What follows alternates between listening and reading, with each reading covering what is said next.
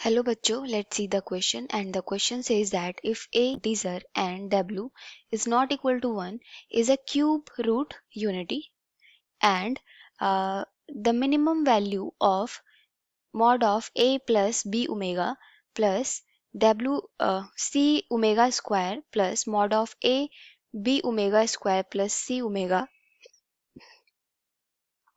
is 9 is n root 3, then value of a n. Okay, so key concept for this question is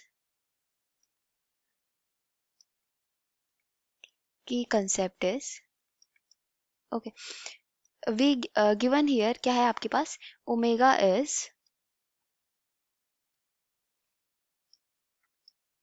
if omega is cube root unit cube root of unity, then we have a sum result from here. Okay, omega is equal to omega cube is equal to 1. Okay, omega is equal to, then we have here minus 1 plus I 3 upon 2, and omega square is equal to we have minus 1 minus iota root 3 upon 2, जहाँ पे आपके पास omega क्या है, complex number होता है यहाँ पे ओमेगा और omega square. Okay, so here you have given here, आपको क्या बताना है इसकी आपको बताना है जो आपके पास ये इक्वेशन दे रखी है mod of A plus B omega plus C omega square की and plus A plus B omega square plus C omega की मेरे पास क्या दे रखी है, मिनिमम वैल्यू दे रखी है आपके पास n रूट 3 दे रखी है, तो आपको फाइंड करना है n की value. Okay, so from here let's say z is equal to a plus b omega plus c omega square. Let's do conjugate of z. तो कॉन्जुगेट ऑफ z कितना होगा आपके पास, that will be a plus a का conjugate, okay, plus b, okay, plus b, then we have here omega का conjugate plus c omega square का conjugate. Okay, और conjugate में सिर्फ किसका साइन चेंज होता है, इमेजिनरी नंबर का साइन चेंज होता है. तो ओमेगा की वैल्यू कितनी है, minus 1 plus iota root 3 upon 2. Okay, तो यहाँ पे अगर मैं कॉन्जुगेट का साइन चेंज करूंगी तो यहाँ पे नेगेटिव हो जाएगा और ये हो जाएगा ओमेगा स्क्वायर. तो यहाँ से रिजल्ट निकलता है हमारे पास, अगर हम ओमेगा का कॉन्जुगेट करेंगे तो वो किसके इक्वल होगा, ओमेगा स्क्वायर का. अगर ओमेगा स्क्वायर का कॉन्जुगेट करेंगे तो वो ओमेगा के इक्वल होगा. Okay, so from here we can write omega square and plus C omega. Okay, z की वैल्यू निकल गई हमारे पास और कौन बार ऑफ z की वैल्यू निकल गई. Now let's multiply these two quantity, then we have here a plus okay b omega plus c omega square.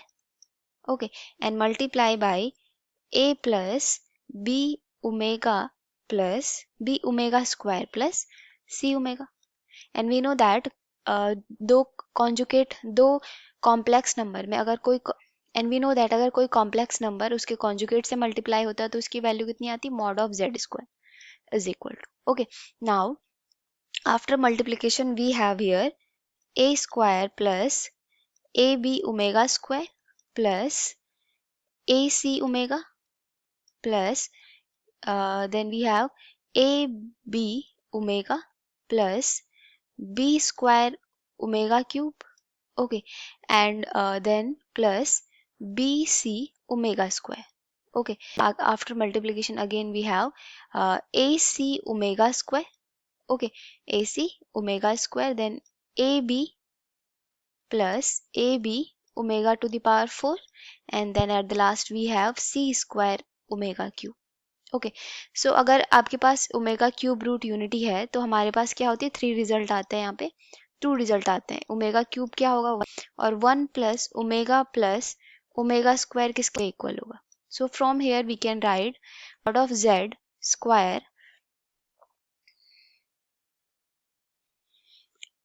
Mod of Z square is equal to क्या होगा आपके पास, ठीक है, ओमेगा क्यूब जहां जहां पे होगा वहां पे 1 कर देंगे तो ये मिल जाएगा ए square B square plus C square.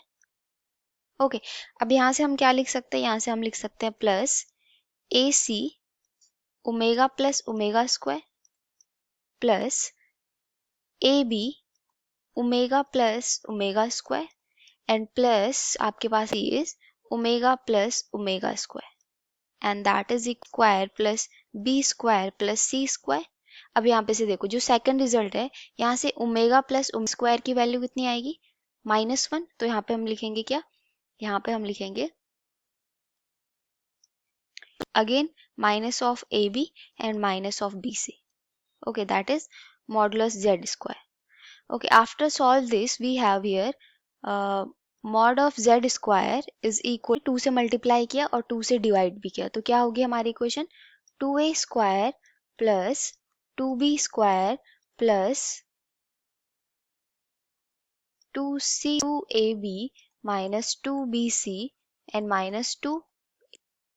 Okay, और आफ्टर मैंने क्या कर दिया, 2A स्क्वायर को क्या लिख सकते हैं, A square plus A square, 2B square को B square plus B square, C square को 2C स्क्वायर को C square plus C square minus 2AB minus 2BC and minus 2AC by 2। ठीक है, सो यहाँ से देखो A square plus B square minus 2AB क्या बनेगा आपके पास, A माइनस B का whole square, again A square plus कितना C स्क्वायर माइनस 2AC क्या बनेगा आपके पास, प्लस A माइनस C का whole square plus C square minus 2AB क्या बनेगा, प्लस क्या बनेगा A B माइनस C का whole square, that is the mod of Z square.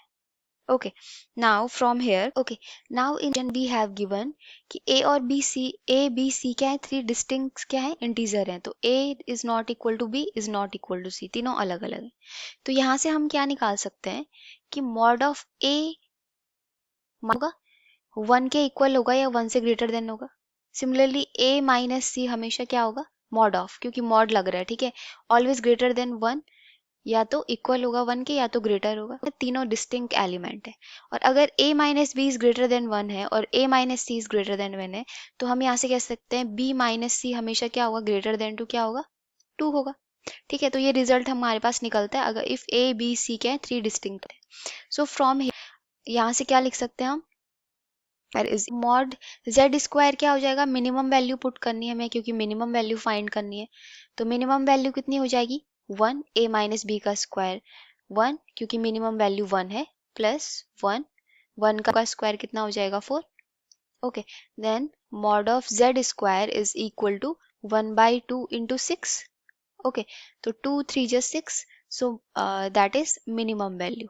ठीक है, ये मिनिमम वैल्यू आपके पास। Then mod of z square is greater than equal to किस क्या होगा, 3 के। Then mod of z is always greater than to कितना होगा, √3, प्लस माइनस होना था लेकिन मॉड पॉजिटिव वैल्यू आएगी। ओके, नाउ वी हैव क्या गिवन है हमारे पास क्वेश्चन में गिवन है हमारे पास कि इसकी वैल्यू जो हमने z के इक्वल क्वांटिटी अज्यूम की है, इसकी वैल्यू प्लस ये जो z हमारा z कॉन्जुगेट आया, इन दोनों के मिनिमम वैल्यू क्या है, n√3। So mod of a plus क्या है हमारे पास, b ओमेगा प्लस कितना, c omega square and plus we have here a plus b omega square plus c omega की मिनिमम वैल्यू क्या दे रखी है, n√3। Okay, now from here we know that इसकी ये क्या है हमारे पास, z, मॉड ऑफ z हो जाएगा, प्लस ये क्या है हमारे पास, z कॉन्जुगेट है तो मॉड ऑफ z कॉन्जुगेट जाएगा, is always greater than n√3। Okay, then यहाँ से हमारे पास वी नो दैट कि mod of z is always equal to mod of z conjugate, दोनों का क्या होगा, मॉडुलस हमेशा इक्वल आएगा, तो यहाँ से क्या आएगा, 2 times of A mod of z is always greater than n√3। Okay, ये मिनिमम वैल्यू आएगी यहाँ से ना, हमको मिनिमम वैल्यू फाइंड करनी। ठीक है, तो मिनिमम वैल्यू कितनी हो जाएगी यहाँ से, ये हो जाएगा आपके पास, देन z की मिनिमम वैल्यू कितनी आई थी, that is 2 under root greater than equal to n√3। तो यहाँ से n की वैल्यू कितनी आएगी, then n is equal to 2। अगर हम कंपेयर करें दोनों क्वांटिटी को तो मिनिमम वैल्यू क्या होगी, मिनिमम वैल्यू कितनी होगी, 2 होगी। Okay, so I hope you all understood this explanation. Thank you and all the best.